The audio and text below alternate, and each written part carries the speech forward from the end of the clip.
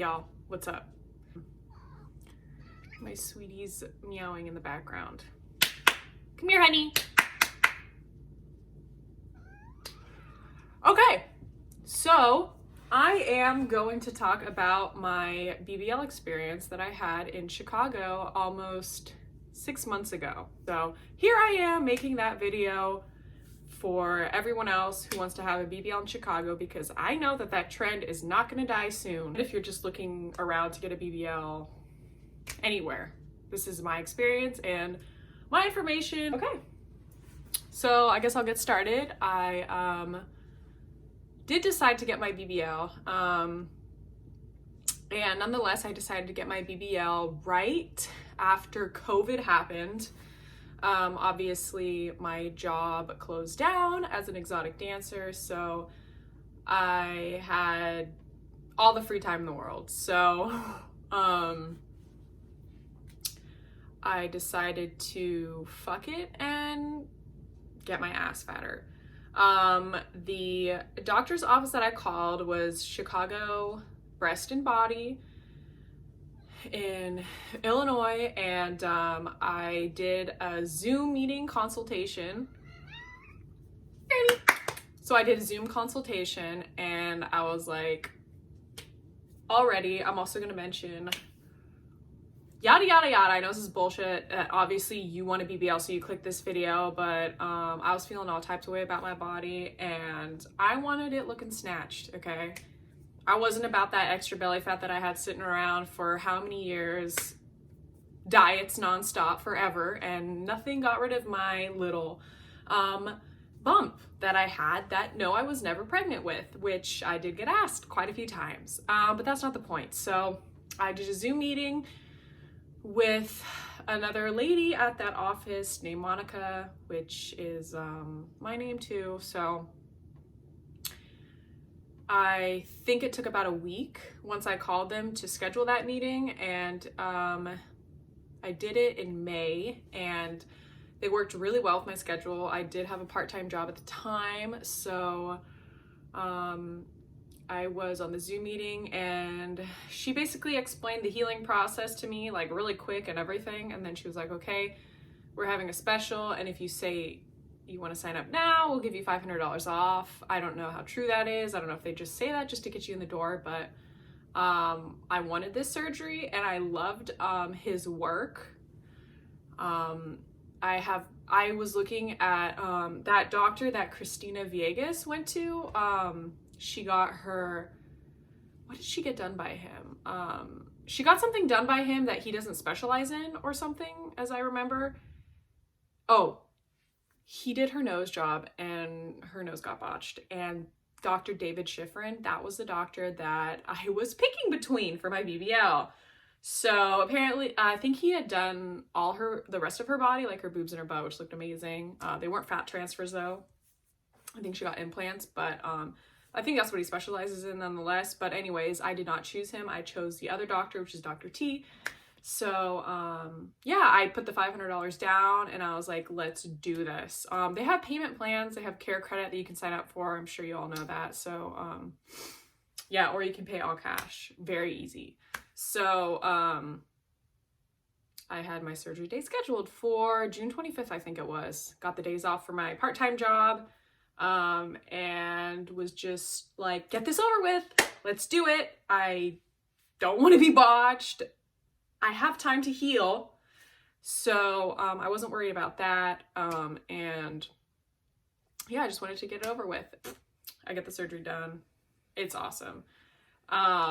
Because I don't die. I had my mom drive me to the hospital, or it wasn't a hospital at all, actually. It was like a regular looking building in Chicago that I got my procedure done in. Literally, you would never think they cut open bodies there, but they do. And yeah, I walked in. My nurse was amazing. She was the sweetest thing ever. And she gave me some NyQuil when I got there, so I started getting a little loopy, and I was like, whoa, I can't believe I'm sitting in this chair right now.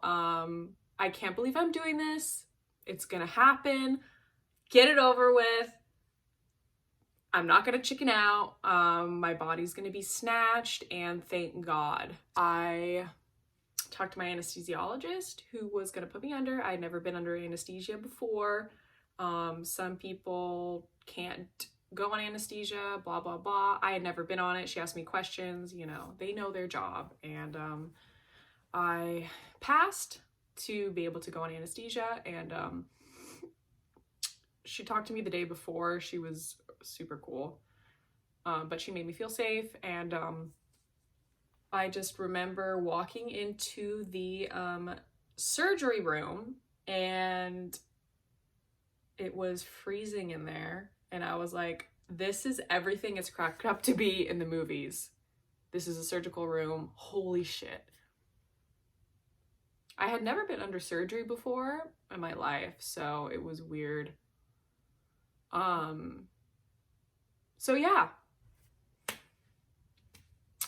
Shall I backtrack a little bit and mention that, ignore my nails, by the way. I don't even want to mention it. Just pretend I didn't. So what we planned to do was liposuction and a fat transfer to my butt. So that's basically taking all the fat in my belly and my back, and putting it in my butt. Dr. T, I think, does the Lipo 360. So that includes like your abs and like right under your boobs, and then the lower back and like the back right behind your boobs. All that fat is included in the lipo. And I was contemplating if I wanted to get my arms done, but I didn't hear my arms without the lipo. It was an extra $3,000, I think, for the arms. Yeah, I just decided with the abdominal area. On the butt, I did research it. The incisions, I do have 6 incisions, 3 in the front and then 3 in the back. I see 2 in the back and 2 in the front because one of them was covered on each side by my boards. They're like this big. I'll show you guys in a second. I did research that okay, so BBLs are huge now. They were huge. They started getting traction, I think, like 5 or 10 years ago, and they were really, really dangerous at that time, like 5 years ago. Doctors were not that well versed in it. They didn't really know what they were doing, and people were dying all of the time. And now they have totally went like an uphill to finding out pretty much everything about it, and doctors are really good at it now, and they know how to do it right. So what doctors used to do is they used to inject the fat from your thigh up. So then they would inject the fat up to your butt. And that is bad because there's a major artery in your butt, and you will instantly die if they hit that artery. Okay, so that's why it used to be the most dangerous surgery, the BBL. Now it's not, but it used to be. What my doctor did, which is what all doctors are supposed to do, is inject from the top and go down. So that's a safe way. So that's how I knew. I was like, okay, this doctor's not crazy. I was not overweight. I was pretty average. I just had like a belly that would never leave. So yeah, as you can see, it wasn't horrible, but it was there.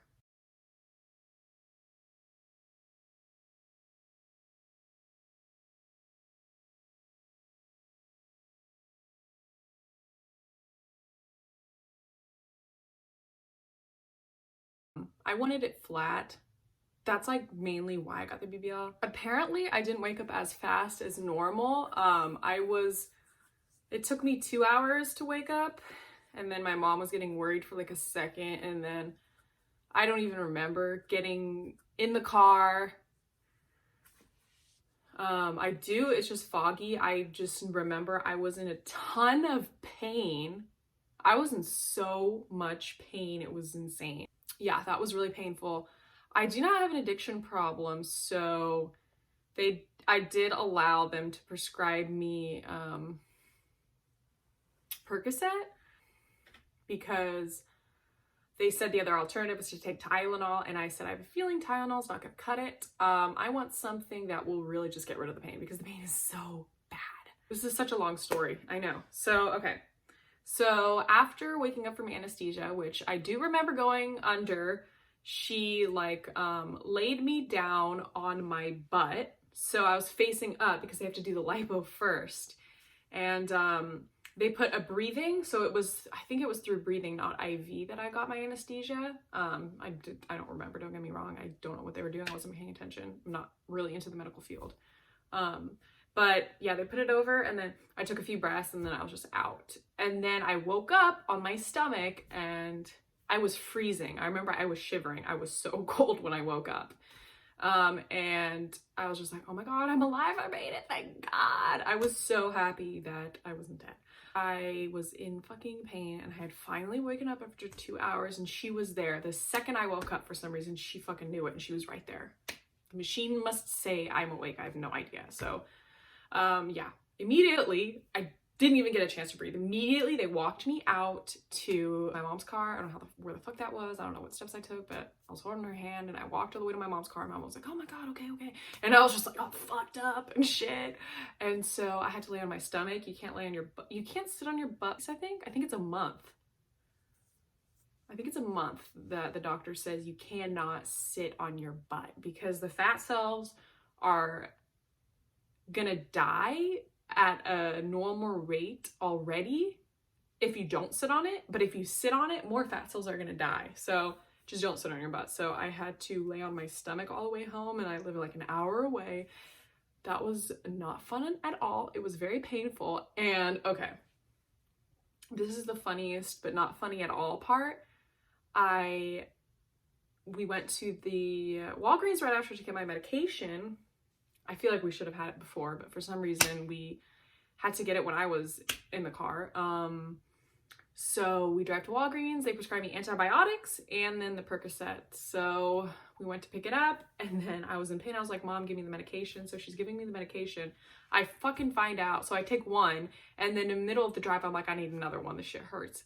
She gives me another one. I fucking find out when I get home she's giving me the antibiotics, not the fucking pain medication. So I'm like in the same amount of pain when I get home. So I was just like, are you fucking kidding me? So I get home, I lay my ass on my bed, but not my ass on my bed. I have to lay on my stomach. Moving was so hard, and just moving was hard. Like, I'm doing so much right now. It's so easy. I don't even have to think about it. But moving after that surgery is just not gonna happen. I took the Percocet and I just napped right after, I remember, and I was still on the anesthesia, so I was just like, and then I woke up from my little nap feeling really good. I'll tell you that much. I was feeling good. I was rolling. I was good. Okay, just laying in my bed, all cut up. I was fucking feeling good. So, and they advised me to drink smoothies. So I bought the Rebel brand chocolate smoothie, like the vegan smoothie or whatever. The protein, this was supposed to have protein, and I bought like a bunch of vegan protein bars, and that was what I was supposed to eat for the next like 3 or 4 days, and some laxatives because the Percocets make you constipated. So I was doing all that, and oh my gosh, going to the bathroom is a whole other situation. Okay, so so all doctors are different. This doctor did not put a little disgusting ass thing. Oh my God, I was so glad that I did not have to have this. Because this is the thing I was fearing the most, that I did not want to go through, that I saw a bunch of other girls on YouTube have done.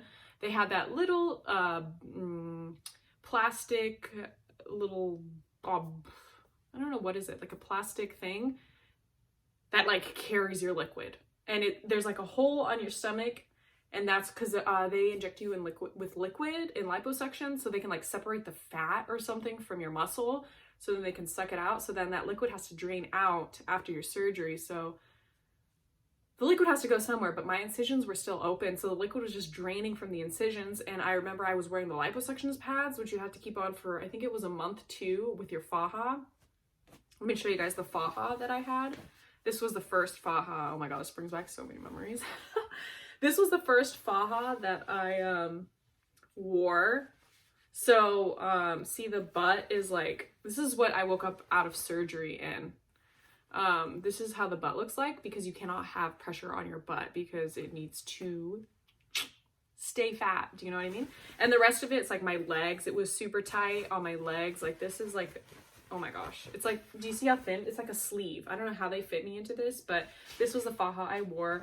And then I had lipo pads, which are like foam pads. And then they had, like, these gauze where my liquid would drain out of, and then I had to change those pads, like I think it was twice a day or just like enough to where it was like too wet and I would just have to replace it. And let me tell you, getting rid of those pads was so painful and I pushed it off. I did not want to do it. I was like, ouch. Like just moving at all, just getting up is so painful. I had to get up like in a push-up position. Like that's how I had to get up, and every second of it was painful, okay? I'm not gonna sugarcoat it. Taking out the gauze was so painful. But then when I did it, it was fine. Like it wasn't as bad as I thought. It was just like the movement to get there was just like, ugh. It's just all weird because I'm not normally in pain like that. It's just all weird, you know? So yeah, peeing was, thank God my mom thought of this. She got a pee cup bucket thing from Walgreens or CVS. It like, so you can pee standing up basically. You just pee in this thing and then that was like a lifesaver for me because there's like a little hole in your faja that has a pee hole. Okay, but the only issue is it doesn't have a poo hole. So guess what? I freaking cut one. I cut a poo hole. I know, it's disgusting, dude. And it saved my life. That is the best thing I could do. So I had to hover on the toilet for like, I think it was like 3 weeks. No, you can't sit on it for a month. So I remember sitting on my thighs the last like week or something because it was just so much easier, because otherwise I have to hover. I had to hover and poop, which was so hard, especially being in pain. You have to use your muscles. Oh my God, it was so not fun at all. And yeah, every time for like, I think for like 4 or 5 days, I had to call my mom in the middle of the night every single time I had to pee because she had to help me. I couldn't bend down and even hold the bucket for myself. So yeah, I couldn't pee by myself. Pooping, I had her there just in case, just to help me walk like to the toilet and stuff to even poop because I needed help. I was gonna fall over or some shit. So yeah, I was taking the Percocets like every 4 hours or something. And then I ran out of them, I think after 3 days. And then I took a mini detox out of them, I remember, where I was sweating that last day and like feeling really uneasy. Like getting some withdrawal symptoms, but not, it was like 3 days, but I'm sensitive and it was horrible. And I was like, okay, I'm never taking these fucking pills again. I hope I don't have to go through another surgery again because that was so fucking annoying and painful. So yeah, I was done with that and I started taking Tylenol. 500 mg Tylenol or something, like the strongest Tylenol, and that seemed to cut it and it was okay. So yeah, and then I was just basically, I bought the BBL pillow off Amazon, and that was very helpful because I think I started driving after 2 weeks is when I started going back to work, which is a standing job, so I didn't have to worry about that. I just couldn't really bend down, but I didn't need to bend down for my job anyway. So, yeah, I was fine. Everybody noticed my ass was fatter. I didn't really tell people, but they were just like, oh my God. I'm like, okay, cool. So, yeah. Let's see. I was using the BBL pillow to drive. I could drive after 2 weeks. The BBL pillow, without it, you can't drive. Literally. Like, okay. So to this day, I still use the BBL pillow to drive because sitting on it for more than 10 or 15 minutes, it starts to bother me. To this day, I'm almost 6 months in, so I still wear a BBL pillow when I'm driving, more than like 10 or 15 minutes. So that's the tea there. When I go on a plane or like take a flight, I always bring my BBL pillow with me. As far as diet goes, I'm vegan, like 90% of the time, and I was vegan before the surgery too. I was working out a lot more than I do now before the surgery, which is hilarious. Now I barely work out. Well, I'm super busy now too, but so I have a full-time job, but yeah, I don't really work out anymore. I guess because I don't need to. Like you'll see, I don't have any fat anymore. So I was just working out because I was trying to obsessively get rid of that fat. I was working out 5 days a week, 2 hours a day. Anyways, it wasn't fucking working. So thank God I got this liposuction. Now, okay, I eat basically whatever the fuck I want. And when I start feeling like shit, like just eating like shit makes you feel like shit. You know, if you have like 5 cookies and you're like, what am I doing? You know, it's just like, okay. So yeah, just like, that's how I live my life. I don't know. I'll eat like 10 vegan cookies and I'll be like, oh fuck, I feel like shit. And then the next day I'm gonna eat like lentils all day and stuff like that. And like, I don't know, my body's like, it's like doesn't react to when I eat. Like I don't gain any weight at all. I weigh the same from when before I got my surgery, obviously, because they fucking put the fat, they just transfer the fat. So it was pretty bizarre that I weigh the same. It's so weird to think about, but yeah, I'm still a skinny bitch and I eat whatever I want. So I recommend everybody to get lipo because lipo is life changing, okay? And it lets you live your life happily, okay? Anyways, the butt's probably going to my fat. My nurse was like, she told me that we changed your genetics. I don't know what she just said. And that the fat is going to go to my butt now. So I don't know if my S is getting fatter, but it probably is. So that's my life. What else? The cost of the surgery. So don't expect to pay less than $10,000 unless you want to get botched. Basically, is the tea that I hear everywhere, and I paid $10,500 for it. Probably $11,000, maybe $10,500, including like all the fajas I got. Like this was the second faja I wore because be careful of the blood circulation, because let me show y'all. I have a little scar thing now because the blood. See this? Okay. Because the blood circulation was right after surgery, no one adjusted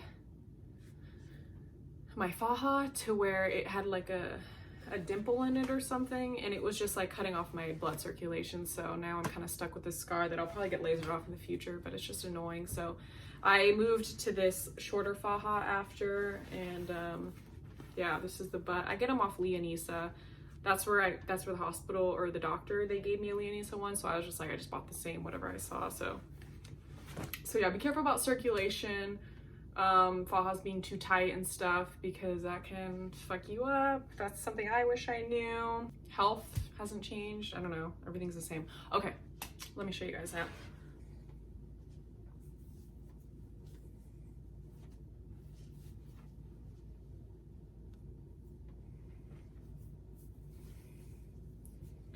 Scar there. Scar here. And then a third one right there. And that's how I look on profile. The scar there. And then I have a scar here. I don't know if you can see. And then I have a scar right there.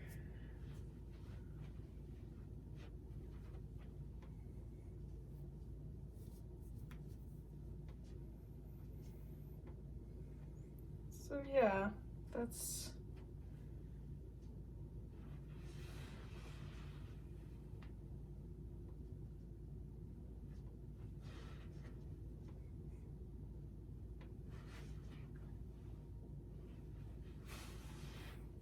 so that's basically how I look now. Like I said, I am so happy with the results. It's the best decision I've ever made. I was using an ab roller right after.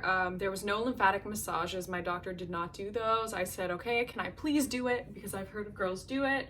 And he said, I really don't advise you to do it. So I only scheduled one lymphatic massage about like 2 months after my surgery. So yeah. There are little fat lumps that are supposed to go away over time, and they are significantly going away now. I was a little bit worried about them, but that's just natural of what happens when the fat coagulates and stuff, and is just settling into your new body, whatever the crap. So yeah, you look like cottage cheese at first. My abs are showing now, like, oh, what the heck? If you guys have any more questions, I'll try to get back to you, but I answered like any question you can have, honestly, my whole experience and stuff. So yeah, that was my experience getting a BBL in Chicago. I healed at my house, you know, healing went great. I went to all my post-op appointments. There was a 1 month post-op, 3 month post-op, and then I'm gonna go to my 6 month post-op next month, which, whoa, I can't believe that's so fast. So yeah, not looking to get under the knife again anytime soon. I just want my legs lasered and my hair lasered and LASIK eye surgery. That's about it. I did get my lips done a few months ago, but it's already like going down. But yeah, That's my BBL experience. You're welcome for making this video. Whoever lives in Chicago, you are freaking welcome, okay? Because I was looking for this video 6 months ago. Okay, bye guys. I'll see you in my next video. I do have another one coming soon. So yeah.